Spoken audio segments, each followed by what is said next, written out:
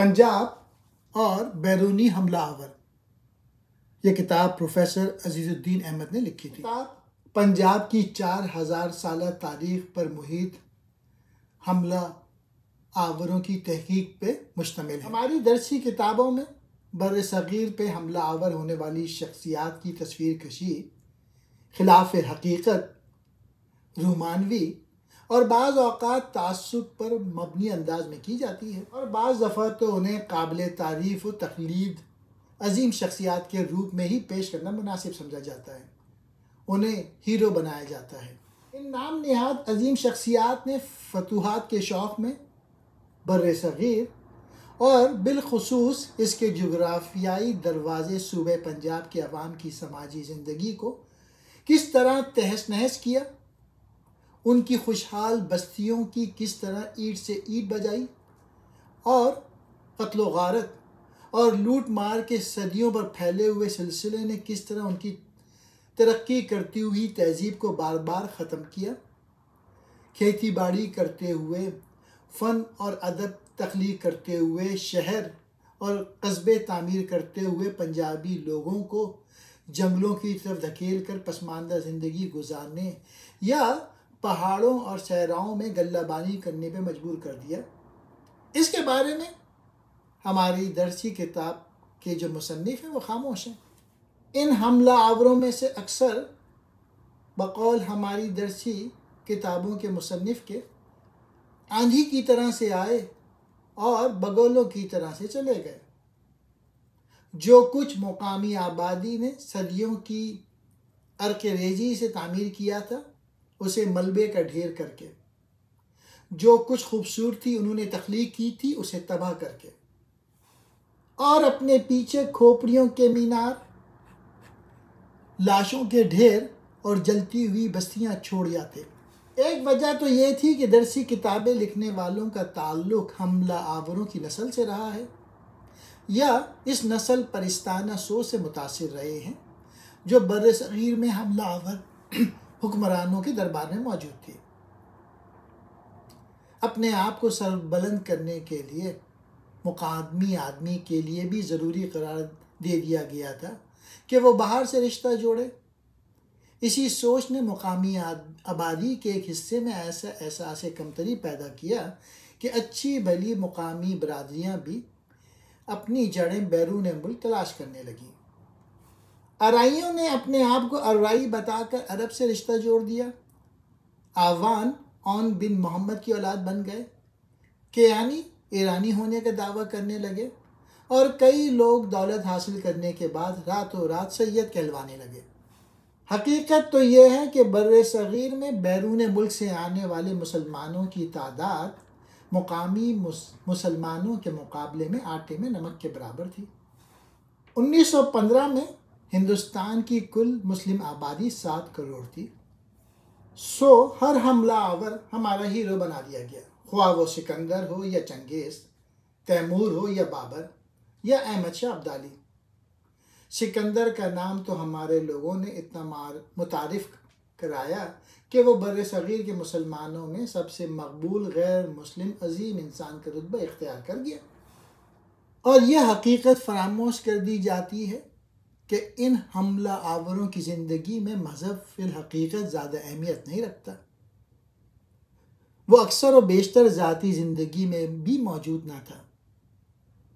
مذہب کا تعلق بر صغیر پر حملہ کرنے یا اس پر حکومت کرنے سے نہیں تھا۔ مسلمان ہونے سے زیادہ یہ حملہ آور اور حکمران وسط ایشیائی ترک، افغان اور ایرانی تہذیب اور ثقافت سے متاثر تھے، اور جو مسلمان حملہ آور تھے وہ اکثر و بیشتر نام کے مسلمان تھے، یا کبھی کبھار اسلام کو اپنی کارروائیوں کے جواز کے لیے استعمال کرتے تھے، جیسے عصر حاضر کے مسلمان ڈکٹیٹرز کرتے ہیں۔ اسلام نہ تو محمد بن قاسم کی تلوار سے پھیلا اور نہ محمود غزنوی کی یلغار سے۔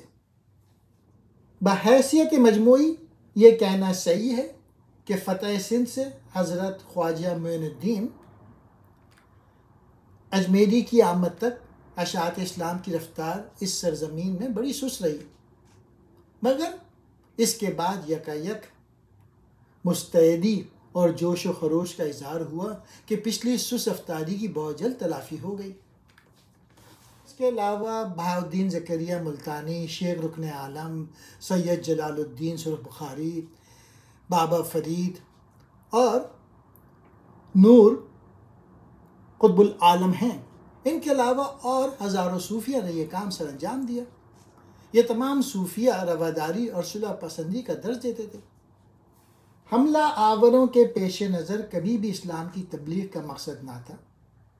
ان حملہ آوروں نے باہر سے آ کے بر صغیر کے تخت شاہی پر بیٹھ جانا تھا۔ تبلیغ اسلام کی خاطر کبھی کوئی واضح اور ٹھوس اقدامات نہیں اٹھائے۔ اگر محمود غزنوی نے اسلام پھیلانے کی خاطر بر صغیر پہ 17 حملہ کیے ہوتے تو وہ ان کے ساتھ ساتھ مبلغین کی ایک جماعت بھی ہندوستان بھیجتا۔ محمود غزنوی کے ہندوستان پہ حملے کا مقصد تبلیغ اسلام کے بجائے دولت حاصل کرنا تھا۔ شہاب الدین غوری کا ہندوستان پر حملہ، اس کا بھی تعلق وسطی ایشیا کے سیاسی اتار چڑھاؤ سے تھا۔ شہاب الدین غوری نے لاہور کو خسرو ملک سے چھینا جو غزنوی خاندان کا آخری حکمران تھا۔ لاہور پہ قبضہ دراصل غوریوں اور غزنویوں کی باہمی رقابت اور سفاکانہ دشمنی کا سبب تھا۔ بات اصل میں یہ ہے کہ پنجاب فتح کرنے کا مطلب ہندوستان کے دروازے میں داخل ہونا تھا۔ دوسرے مذاہب کی عبادت گاہیں مسمار کرنے سے اسلام کا فروغ ممکن نہیں بنایا جا سکتا، بلکہ اس کے نتیجے میں اہل اسلام کے خلاف جذبات ہی جنم لے سکتے ہیں۔ دراصل بادشاہ کے ہمراہ آنے والے فوجیوں کے لیے کوارٹروں کی ضرورت تھی۔ ایسا لگتا ہے جیسے ہندوؤں کی عبادت گاہوں میں ضروری تبدیلیاں کر کے انہیں فوجیوں کی رہائش گاہ بنا دیا گیا تھا۔ شہاب الدین وسط ایشیا سے تعلق رکھتا تھا۔ امیر تیمور کی ہندوستان پر حملے کی اصل وجہ یہاں کی دولت لوٹنا تھا۔ بابر اور ہندوستان کی فتح، بابر جس نے بعد میں اپنے آپ کو بادشاہ غازی کا لقب عطا فرمایا، جب پنجاب پر نازل ہوا تو تخت دہلی پہ پٹھان بادشاہ ابراہیم لودھی کی حکمرانی تھی اور پنجاب میں اس کا گورنر دولت خان لودھی تھا۔ محمود غزنوی کے بعد جو شخص بھی غزنی اور کابل پہ قبضہ ہوتا تھا وہ ہندوستان کو اپنی جاگیر اور ورثہ قرار دے دیتا تھا۔ وقفے کے بعد ان قبائلوں کی افواج بر صغیر کے بڑے شہروں اور خوشحال دیہات پہ حملہ آور ہوتی تھی۔ ان کی معاشی مجبوری نے انہیں مہم جو مارشل ریس میں تبدیل کر دیا تھا۔ معاشی مجبوری کے ہاتھوں تنگ آ کر ارد گرد کے علاقوں پر فوج کشی کا نام انہوں نے جہاد رکھا ہوا تھا۔ کے نتیجے میں غازی کو مال غنیمت ہاتھ آتا تھا جس سے چند سال آرام سے گزرتے تھے۔ بابر نے ابراہیم لودھی سے ہندوستان کا تخت خالی کرنے کا مطالبہ کیا تو اسے لکھا کہ محمود غزنوی اور شہاب الدین غوری چونکہ ترک تھے اس لیے ہندوستان قانونی طور پہ ترکوں کی وراثت ہے اور اس پہ پٹھانوں کا قبضہ ناجائز ہے۔ ابراہیم لودھی کے دربار میں موجود عمرہ کی رقابتوں نے بابر کی مدد کی۔ دولت خان لودھی دہلی کے بادشاہ سے ناراض تھا، اس نے بابر کو خط لکھ کر ہندوستان فتح کرنے کی دعوت دی۔ پانی پت کے میدان میں بابر کا مقابلہ جس لشکر سے ہوا وہ کفار کا لشکر نہ تھا بلکہ ایک ایسا لشکر تھا جس میں مسلمان پٹھان پیش تھے۔ اس لشکر کے جرنیل بھی مسلمان تھے اور سارے لشکر کی کمان مسلمان بادشاہ ابراہیم لودھی خود کر رہا تھا۔ یہ جنگ پٹھانوں اور ترکوں کی جنگ تھی اور دونوں مسلمان تھے۔ پانی پت کے میدان میں بابر کو فتح حاصل ہوئی، ابراہیم لودھی میدان جنگ میں مارا گیا اور بابر فتح کے نقارے بجاتا ہوا دہلی میں داخل ہوا۔ اس فتح نے بابر کو ہندوستان کا بادشاہ بنا دیا۔ بابر کا مقصد ہندوستان میں اسلام کا جھنڈا گاڑنا کبھی بھی نہ تھا۔ بابر کو اسلامی ہیرو کی طرح پیش کرنا خود اسلام کا مذاق اڑانے کے مترادف ہے۔ نادر شاہ افشار نے بھی ہر چند کے اپنے اسلام سے محبت کا ڈھڈورا پیٹا ہے، تاہم اس کے ہندوستان پہ حملے کے پس پشت جو محرک تھا اس کا تعلق قطعاً مذہب سے نہیں تھا۔ جس وقت اس نے ہندوستان پہ چڑھائی کی تو خاندان مغلیہ کا بادشاہ محمد شاہ رنگیلا برسر اقتدار تھا۔ نادر شاہ ہندوستان سے ترکوں کے خلاف مہمات کے لیے دولت حاصل کرنا چاہتا تھا۔ نادر شاہ نے سابق وسط ایشیائی حملہ آوروں کی طرح خونخواری کا مظاہرہ کیا اور جگہ جگہ قتل عام، آتش زنی اور لوٹ مار کرتا ہوا دہلی میں داخل ہوا۔ قتل عام کے بعد چند دن تک شہر کی گلیاں لاشوں سے بھری رہیں۔ صحت عامہ کو مد نظر رکھتے ہوئے نادر شاہ نے کوتوال شہر کو حکم دیا انہیں جمع کر کے آگ لگا دی جائے۔ یہ تھا وہ سلوک جو نادر شاہ نے دہلی کے باشندوں کے ساتھ کیا۔ مقامی مسلمانوں کو نہ صرف قتل کیا بلکہ ان کی نماز جنازہ یا کفن دفن کی اجازت بھی نہ دی۔ احمد شاہ ابدالی کی جو تصویر کشی ہماری درسی کتاب میں کی جاتی ہے وہ خاص طور پہ خلاف حقیقت ہے۔ اس کے ہندوستان پہ حملوں کا جواز یہ پیش کیا جاتا ہے کہ وہ علماء دین کی دعوت پہ ہندوستان کے مسلمانوں کی امداد کے لیے آیا تھا جو سکھوں اور مرہٹوں سے تنگ تھے۔ حقائق اس دعوے کی قطعی تردید کرتے ہیں۔ احمد شاہ ابدالی بھی ایک سلطنت ساز حملہ آور تھا۔ نادر شاہ کے قتل کے بعد احمد شاہ ابدالی نے پہلے ایران پہ فوج کشی کی جہاں نہ سکھ آباد تھے نہ مرہٹے بلکہ 100% آبادی کا مذہب اسلام تھا۔ یہاں حملہ کرنے کے لیے اسے کسی عالم دین نے ترغیب بھی نہیں دی تھی۔ بات اصل میں یہ تھی کہ نادر شاہ کے بعد ایرانی سلطنت کے حصے بکھرے ہو رہے تھے اور اس زمانے کے عام ترک ایرانی افغان حکمران کی طرح احمد شاہ ابدالی لوٹ مار کی اس گنگا میں ہاتھ دھونے کا خواہش مند تھا۔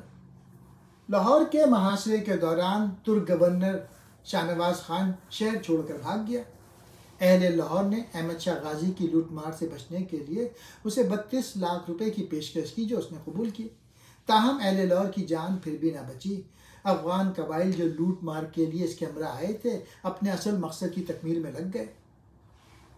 لاہور شہر میں جتنے گھوڑے اور اونٹ تھے وہ سب قبضے میں لے لیے گئے بلکہ آس پاس کے علاقوں سے چھین لیے گئے اور فوج کے استعمال کے لیے دے دیے گئے۔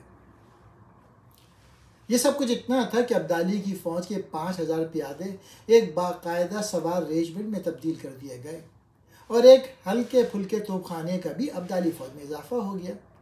یہ تھا وہ لٹیروں والا سلوک جو درسی کتابوں کے اسلامی ہیرو نے لاہور کی بے گناہ آبادی کے ساتھ کیا۔ اس آبادی کی اکثریت مسلمانوں پہ مشتمل تھی۔ حملہ آور بھی مسلمان تھے، لٹنے والے بھی مسلمان تھے۔ احمد شاہ ابدالی کے پے درپا حملوں نے سلطنت مغلیہ کے تابوت میں آخری کیل ٹھوک دی۔ ان قوتوں کو جو کچھ عرصے مزید انگریزوں کا مقابلہ کر سکتی تھی کمزور کر دیا۔ اس سے انگریزوں کو اپنی طاقت مستحکم کرنے کا موقع مل گیا اور وہ سارے ہندوستان پر قابض ہو گئے۔ حملہ آوروں کی ثقافت اسلامی تھی یا وسط ایشیائی تھی؟ برصغیر کے حکمرانوں میں سے اورنگزیب عالمگیر نے اپنے بھائیوں کے ساتھ جو کچھ کیا وہ ترکوں کی اسی رسم کے مطابق تھا نہ کہ اسلام کے مطابق۔ ایک بھائی شجاع کے ساتھ جنگ کرا کے اسے غائب کرایا کہ بعد میں اس کا پتہ نہ چل سکا۔ دوسرے بھائی مراد کو قاضی کے ذریعے جلاد کے حوالے کیا۔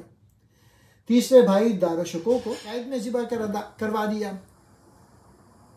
داراشکو کے بیٹے سلمان شکو اور خود اپنے باغی بیٹے سلطان محمد کے ساتھ اس نے جو سلوک کیا وہ عثمانی ترکوں کے رسم و رواج سے ملتا جلتا ہے۔ غیر اسلامی وسط ایشیائی رسوم و رواج میں نجومیوں کا استعمال بھی شامل تھا۔ یہ رواج چنگیز خان کے دربار میں مقبول تھا۔ بعد میں وسط ایشیا کے حملہ آور اسے اپنے ساتھ برصغیر میں لائے۔ سلاطین دہلی ہوں یا مغل بادشاہ ہر اہم کام کرنے سے پہلے نجومیوں سے رائے لیتے تھے۔ پنجاب اور بیرونی حملہ آور۔ کچھ عرصے سے پنجاب کو تنقید کا نشانہ بنایا جا رہا ہے اور پروپیگنڈا کیا جا رہا ہے کہ پنجاب نے ماضی میں غیر ملکی حملہ آوروں کا کبھی مقابلہ نہیں کیا بلکہ اہل پنجاب ہمیشہ پیش قدمی میں ان کی رہنمائی کا فریضہ سر انجام دیتے رہے۔ خود پنجابیوں کا ایک حصہ بھی جھوٹے پروپیگنڈے کو تاریخی حقیقت باور کرنے لگا ہے۔ دنیا میں بہت کم ایسے علاقے ہوں گے جن پر مقامی جغرافیہ نے وہاں کی تاریخ پر اتنے گہرے اثرات مرتب کیے ہیں جتنے پنجاب پہ۔ پنجاب کو برصغیر ہند و پاکستان اور بنگلہ دیش کے دروازے کی حیثیت حاصل ہے۔ برصغیر کے نقشے پر دو جانب سمندر ہیں، تیسری طرف ہمالیہ کے بلند و بالا پہاڑ جنہیں عبور کر کے ہندوستان تک رسائی حاصل کرنا ممکن نہیں، اور چوتھی سمت کے ایک حصے میں پنجاب کا محل وقوع ہے۔ وسط ایشیا سے اٹھنے والی ہر آندھی نے جب بھی بر صغیر کی طرف رخ کیا سب سے پہلے پنجاب کو تباہ کیا۔ گنگا اور جمنا کی وادی کو تخت و تاراج کرنے والے لٹیروں کا لشکر ٹڈیے دل کی طرح پہلے پنجاب پہ حملہ آور ہوا اور جو چیز ہاتھ لگی اڑا لے گئی۔ پنجاب کے عوام تنکے جوڑ کر صدیوں میں جو گھونسلے بناتے تھے، در خیبر سے آنے والے حملہ آور بگولوں کی طرح جھپٹ کر آگ جھپکنے میں اسے تباہ کر دیتے تھے۔ پنجاب کی تباہی بربادی کا عمل اتنی مرتبہ دہرایا گیا ہے کہ پنجاب میں پنجابی اپنی حکومت قائم نہ کر سکے۔ پنجاب دریاؤں کا خطہ زمین ہونے کی وجہ سے پنجاب کی اراضی زمین قدیم سے زرخیز رہی ہے، اس لیے یہاں پرانے وقتوں سے آبادیوں کے آثار ملتے ہیں۔ اس تہذیب کے آثار ہڑپا اور موہنجو داڑو میں دریافت ہوئے ہیں۔ سکندر اعظم کے پنجاب پر حملے سے متعلق تاریخ میں تفصیلی مواد موجود ہے، کیونکہ اس وقت سکندر کے ساتھ یونانی مورخ بھی موجود تھے، لیکن یہ مواد یک طرفہ شہادت پر مشتمل ہے جو حملہ آوروں کے درباری مورخین نے قلم بند کیا تھا، اور حقائق کے بارے میں ایسا مبالغہ آرائی سے کام لیا گیا جو یونانیوں کے حق میں تھا۔ ایک جدید مورخ کے بقول یونانی مورخوں نے تاریخ ایسی ہی لکھی ہے جیسے ہٹلر کے زمانے میں نازی مورخ تھے۔ پنجاب میں داخل ہونے سے پہلے سکندر نے پنجاب کے راجاؤں کو حکم بھیجا کہ وہ اپنی اپنی سرحدوں پر کھڑے ہو کر یونانی افواج کو خوش آمدید کہیں۔ سب سے پہلے جس راجا نے سکندر کے آگے سر تسلیم خم کیا وہ ٹیکسلا کا راجا تھا۔ اس نے اپنی سرحد پر آ کے سکندر کا استقبال کیا، لیکن اس سے آگے ہر جگہ سکندر کو پنجاب کے عوام کی شدید مزاحمت کا سامنا کرنا پڑا۔ جہلم کے راجا پورس کے ساتھ اس کے مقابلے کے حالات خاص طور پر تاریخ میں بیان کیے گئے ہیں۔ برسات کا موسم ہونے کی وجہ سے دریائے جہلم میں طغیانی کو دیکھتے ہوئے پورس کا خیال تھا کہ سکندر کی افواج دریا نہیں عبور کر سکے، لیکن سکندر نے نہایت ہوشیاری سے کام لیتے ہوئے دریائے سے عبور کیا تھا۔ پہلے حملے میں پورس کا جوان سال بیٹا یونانیوں کے ہاتھوں مارا گیا۔ پورس زخمی حالت میں گرفتار کر کے سکندر کے سامنے پیش کیا گیا۔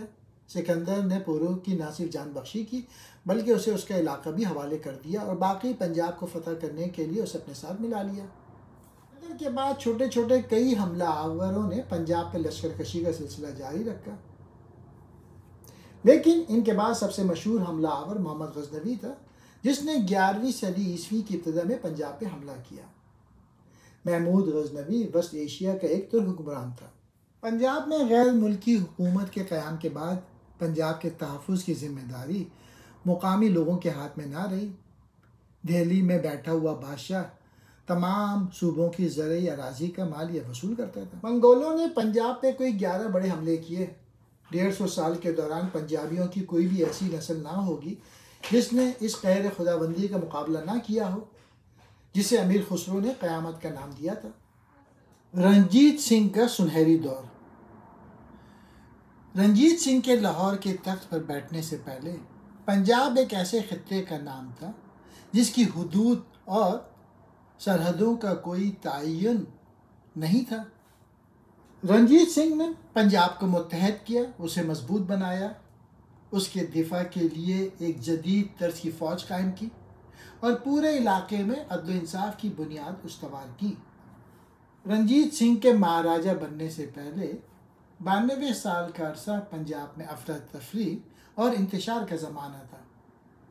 سچ پوچھیں تو پوری 18ویں صدی پنجابیوں کے لیے مشکلات اور نقصانات کی صدی بنی رہی، جس میں نادر شاہ کا حملہ، احمد شاہ ابدالی کے 9 حملے، مرہٹوں کی یلغار اور سکھ گردی کی لوٹ نے پنجاب کے عوام کا جینا حرام کر رکھا تھا۔ رہی صحیح کسر اس صدی کی 2 قید سالیوں نے پوری کر دی تھی۔ پنجاب کے عوام بیرونی حملہ آوروں کے ہاتھوں بھی لٹتے رہے اور ملکی لٹوروں کے ہاتھوں بھی۔ ٹکڑوں میں بٹے ہوئے پنجاب کو رنجیت سنگھ نے انتہائی سوجھ بوجھ اور دانش مندی کے ساتھ متحد کیا۔ اس نے پرزہ جوڑ کر پنجاب کو انگریزوں کے بعد بر صغیر کی دوسری بڑی طاقت بنا لیا۔ جب تک وہ زندہ رہا نہ تو انگریز لٹیرے پنجاب پہ قبضہ کر سکے نہ کابل کے افغانوں کو جرت ہوئی کہ وہ نادر شاہ اور احمد شاہ ابدالی کی طرح پنجاب پہ چڑھائی کریں۔ پنجاب میں ہر طرف امن و سکون کی فضا پیدا ہوئی۔ رنجیت سنگھ 1770 میں پیدا ہوا۔ 19 برس کی عمر تک پہنچتے پہنچتے رنجیت سنگھ کی دانائی اور بہادری کے چرچے دور دور تک پھیل گئے۔ 1818 میں رنجیت سنگھ نے ملتان حاصل کر لیا۔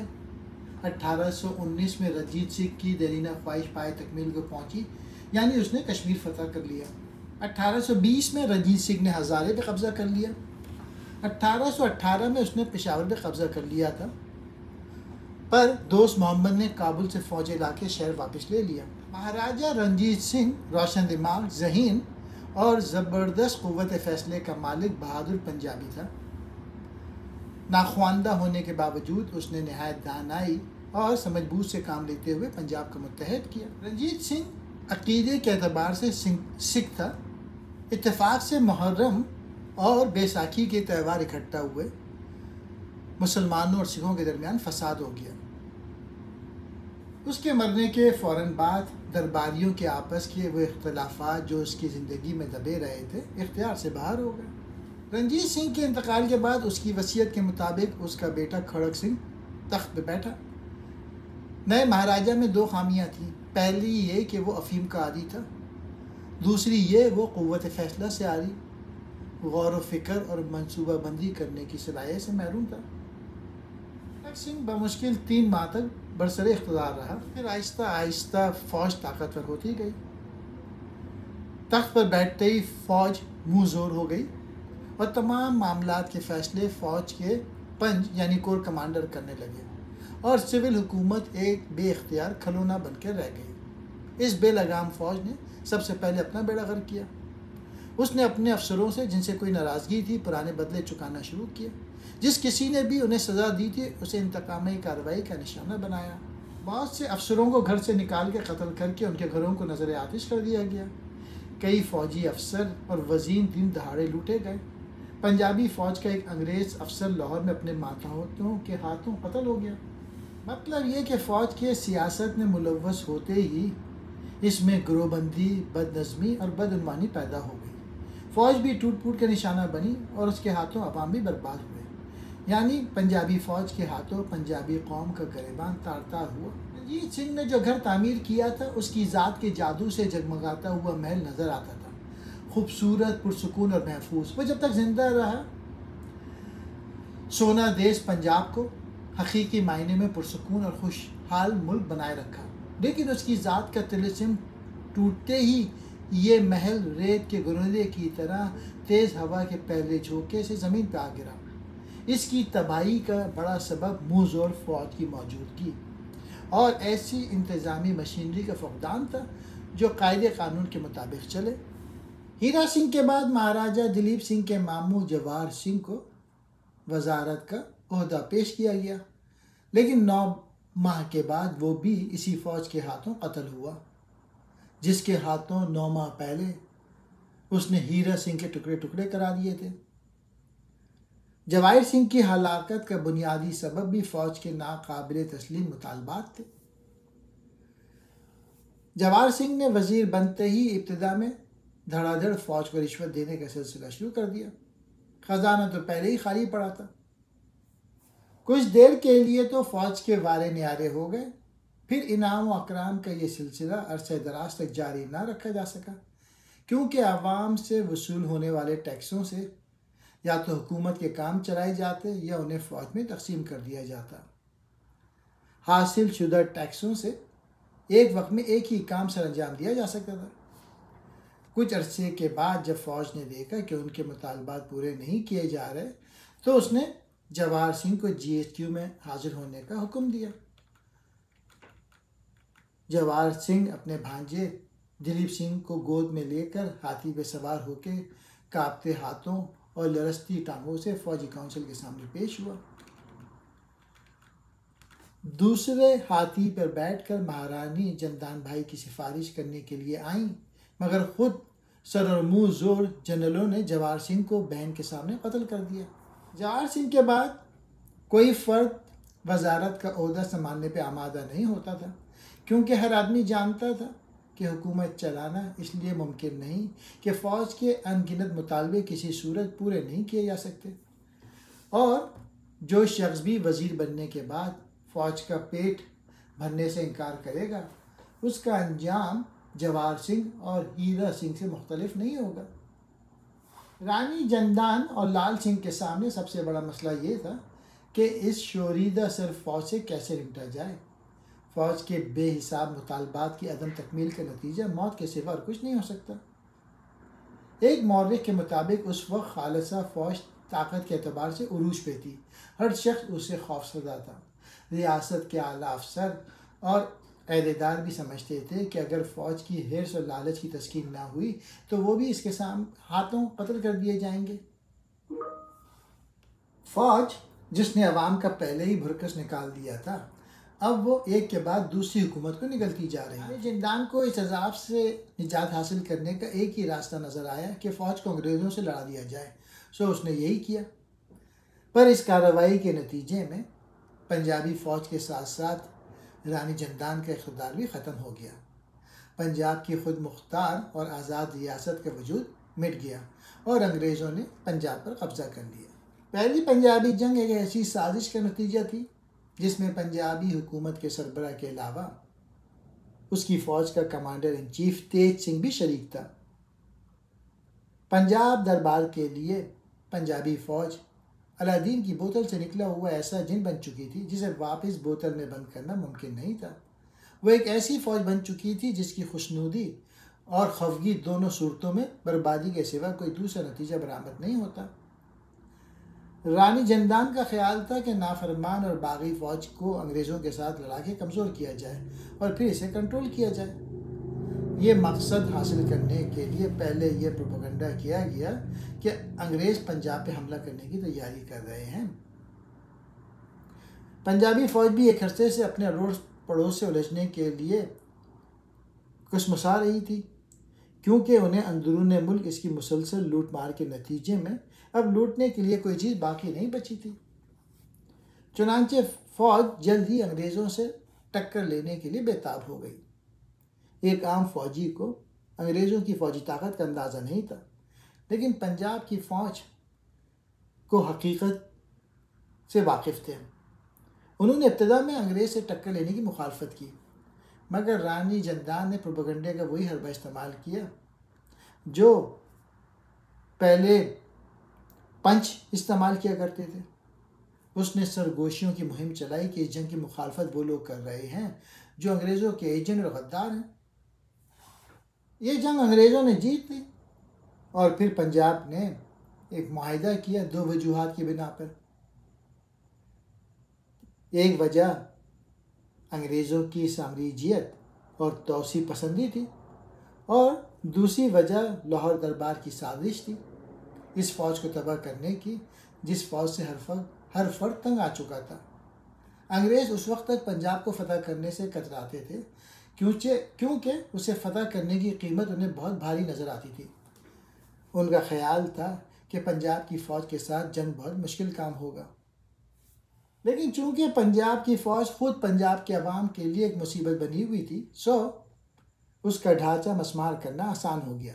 فوج اپنے عوام کے لیے جب بھی عزام بن جاتی ہے تو اس کا انجام ایسا ہی ہوتا ہے۔ جنگ کے اختتام کے بعد پنجاب میں ہر طرف مایوسی طاری ہو گئی، فوج منتشر اور معیشت تباہ ہو گئی۔ پنجاب کی فوج جس قدر طاقتور ہوتی گئی اتنا ہی پنجاب کمزور ہوتا گیا۔ رنجیت سنگھ کے انتقال کے بعد فوج نے چوکیداری کرنے کے بجائے ڈاکوؤں کا جو روپ اختیار کر لیا تھا اسے یاد کر کے لوگوں پر خوف و ہراس طاری ہو جاتا تھا۔ پنجابیوں اور انگریزوں کے درمیان دوسری جنگ، جسے دوسری سکھ جنگ بھی کہا جاتا ہے، انگریزوں کے اشتعال جلانے پر اس وقت شروع ہوئی جب پنجاب ابھی اس کے لیے تیار نہیں تھا۔ ملتان میں بغاوت ہو گئی اور ملتان کی بغاوت کی اطلاع ملتے ہی برطانوی فوج بھیجنے کا مطالبہ کیا۔ دوسری پنجابی جنگ کا شمالی مورچہ ہزارے سے لے کر گجرات تک پھیلا ہوا تھا۔ اس جنگ کی بنیاد اس وقت قائم ہوئی جب انگریزوں نے ایک منصوبے اور سازش کے تحت وقت سے پہلے پنجاب کے عوام کو جنگ لڑنے پر مجبور کر دیا اور بغیر کسی تیاری کے میدان جنگ میں کود پڑے۔ وہ بہادری سے لڑے لیکن شکست کھا گئے۔ اس جنگ کو بہانہ بنا کے انگریزوں نے پنجاب پہ قبضہ کر لیا۔ پنجاب نے ہندوستان کی جنگ آزادی میں بھرپور حصہ لیا ہے۔ ہندوستان کی جدوجہد آزادی پہ کوئی ایسی تاریخ نہیں لکھی جا سکتی جس میں پنجاب کے ان سورماؤں کا سنہری حروف میں ذکر نہ کیا گیا ہو جنہوں نے ملک کی آزادی کی خاطر اپنے سروں کا نذرانہ پیش کیا۔ پنجاب کی انگریز دشمن جنگ و جدل ایک طویل داستان ہے۔ ایک کہانی سے دوسری کہانی جنم لیتی ہے۔ آج پنجاب کے بچے بوڑھے احمد کھرل، کرتار سنگھ، بھگت سنگھ اور سیف الدین کچلو کے ناموں سے ناآشنا ہیں۔ یہ سلوک پنجاب زبان سے روا رکھا گیا، وہی پنجاب کی تاریخ سے کیا گیا۔ تاریخ جدوجہد کرنے والی قوموں کے لیے مشعل راہ ہوتی ہے اور ان کا سہارا بھی بنتی ہے۔ کسی بھی قوم کی تاریخ میں سے وہ صفات نکال دیے جائیں جن میں ان کے ظلم و جبر کے خلاف کارناموں اور فتوحات کا ذکر ہے تو ان کے حوصلے ٹوٹ جاتے ہیں۔